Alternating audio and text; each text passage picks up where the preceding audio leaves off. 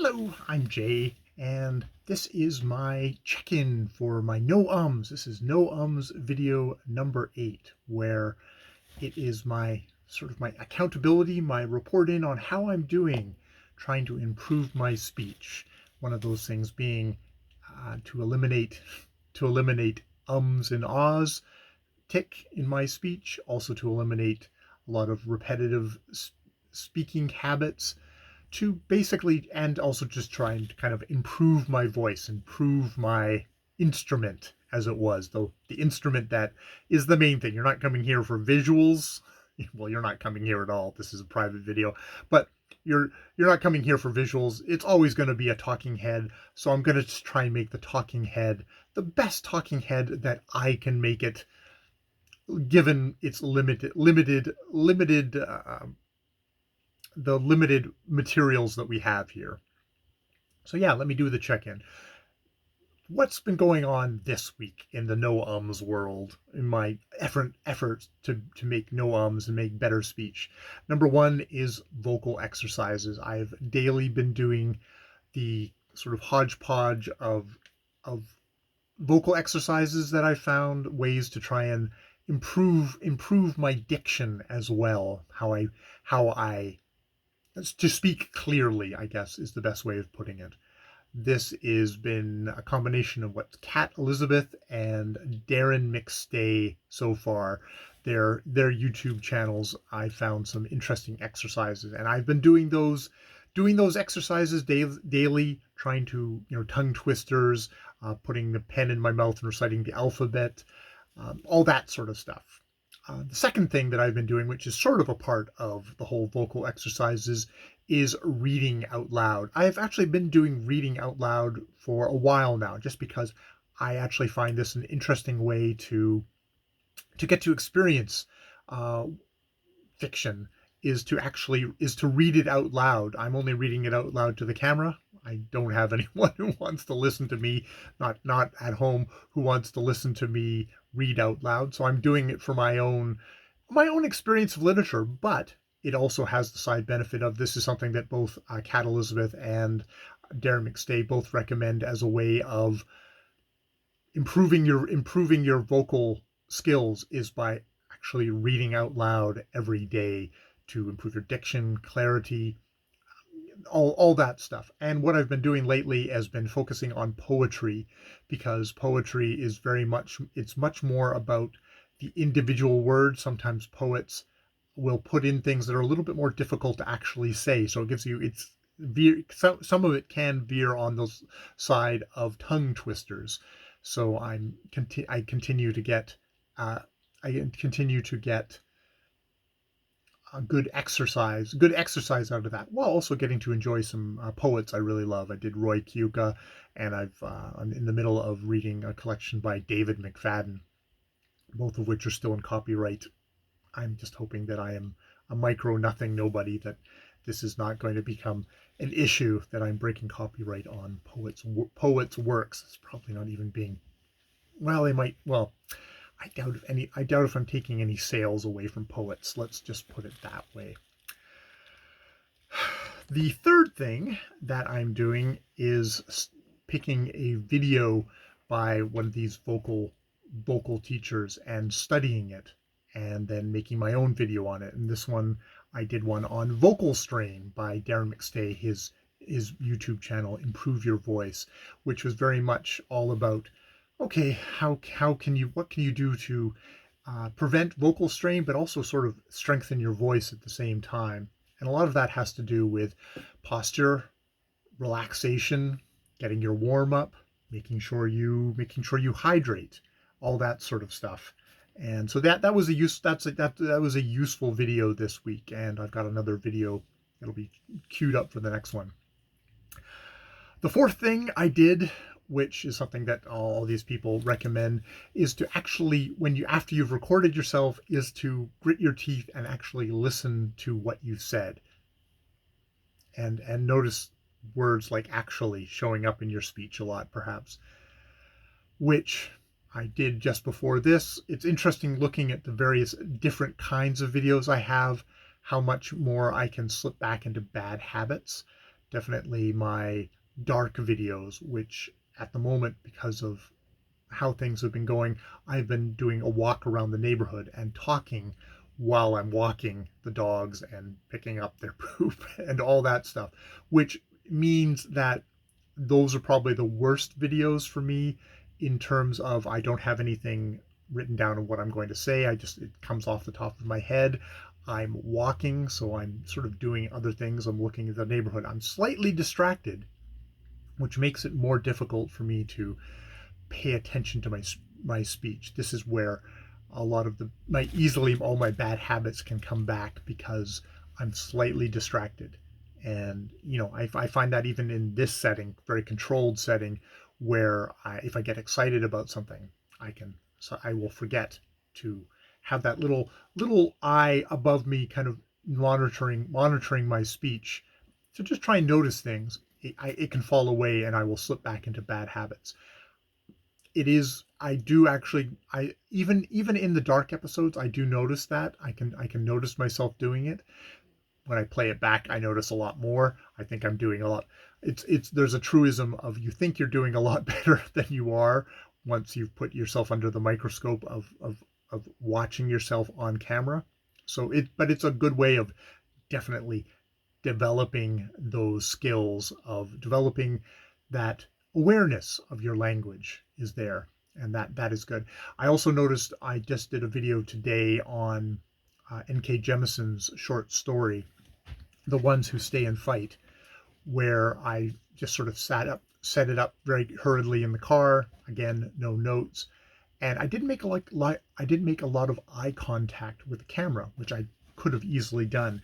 And while dark episodes, I'm not going to be making eye contact.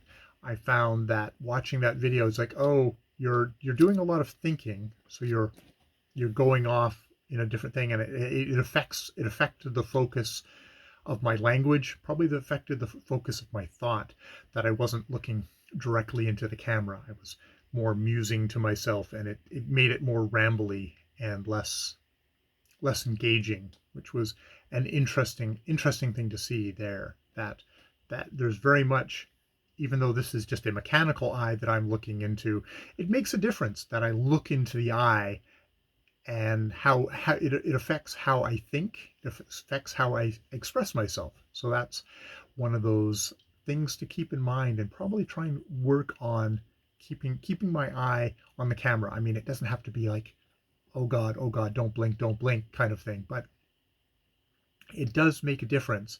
If I break off, I I'm suddenly over here and I'm not focused. I've gone away from my purpose. It's funny, just doing that on purpose. I dropped. I slightly dropped my conversational ball there. So that is definitely something that I learned from these videos. I think my review videos, I have gotten slightly better as I've gone along. I actually have a big backlog of videos, so I keep on hopping backwards and forwards in time as to my levels of expression, of how much practice, how much work I've done. So and though even in some of my latest videos, I see myself slipping back into ums and ahs and repetitions. I do find that the more I've got, so that probably goes into number 5, which is the importance of notes for my more formal videos, the videos that I think, okay, these are the videos that I'm going to want to release and actually have people see. Not so much this one, but the videos that I want people to see, is the importance of notes and the importance of making an outline, so that I have a guide to take me from the beginning of the video to the end of the video. And it gives me space to have little flourishes in the middle of videos, as long as it's not too tangential. I don't go off in mutterings, but it gives me a scaffold to go from one point to the next point to the next point, which makes my speech much more focused and engaging, and probably helps take a viewer through what I'm saying. So I'm really trying to focus on making notes for videos and taking my time. I'm going what I'm going to try and do, which I think I've mentioned elsewhere, is to make a clump of notes, and then the next day edit that, add something on, think about what I've said, edit, add for a good couple of days before I then make the video. This has the benefit of me working on my organization. It has the benefit of me having second, third, fourth thought to make the video hopefully a little bit richer in its in its uh, in its content. So I do worry. That's one of my anxieties, is that I'll come out of this being a really good speaker, but not a speaker with much to say. And I think the fact that a part of being a good speaker is actually having well thought out outlines with kind of layered thought will add add add to the value of each video, make each video more interesting. I'll be a better speaker because I'll have more interesting things to say as well. So what's going to happen next time? My sixth point here, because I do have my outline here, is what is on my mind for the next video. I think I'm going to continue with studying, taking a video. I think I have another Darren McStay video to study for next time. I will do a video on that video. That seems to be the best way for me to study, is I take notes and then I kind of present it to the camera, so it gives me a chance to speak, but it also has a chance for me to integrate it more into my practice as well. It's sort of a practice video at the same time. I want to keep on doing daily exercises every day. I come in here, I do the vocal warm-ups, I read the poetry. I've been doing daily reading anyways, so it's just like, okay, before you do your daily reading, do your warm up, your vocal warm up for the reading. And so that's been quite easy to incorporate in, and it's hopefully making it's a practice. It's a practice, and we'll see how it goes, how much it improves me as I go along. That's the hope, is that it will improve me, that I'll become a more comfortable and relaxed speaker. I think I can see a certain amount of stiffness at the moment where I'm consciously trying to avoid my ums and ahs, but I'm trying to, I'm hoping with practice, it'll just get incorporated and it will become natural and just be another part of, I'm relaxing into this, is I just will naturally become a better speaker. And the best way to do that naturally and fluidly is to just get lots and lots of practice, which Lord knows I like to talk to this camera all the time. So that's the way to go. That's the way to go. What else do I have here? The other thing is very much is to make outlines for videos for videos going forward. There's certain videos I'm never going to, like a dark video, I'm not going to.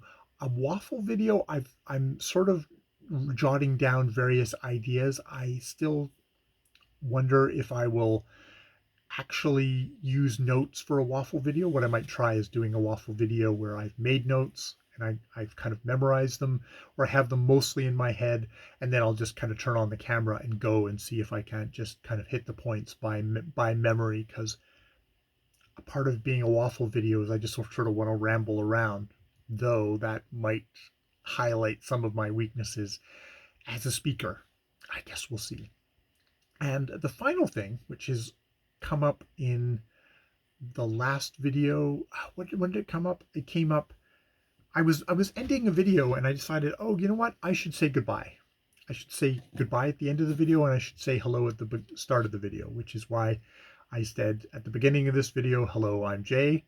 And I want to have, I think, no, one of the benefits of looking at my videos is I don't introduce myself at the beginning of my videos. I just say, oh, I want to talk about this book.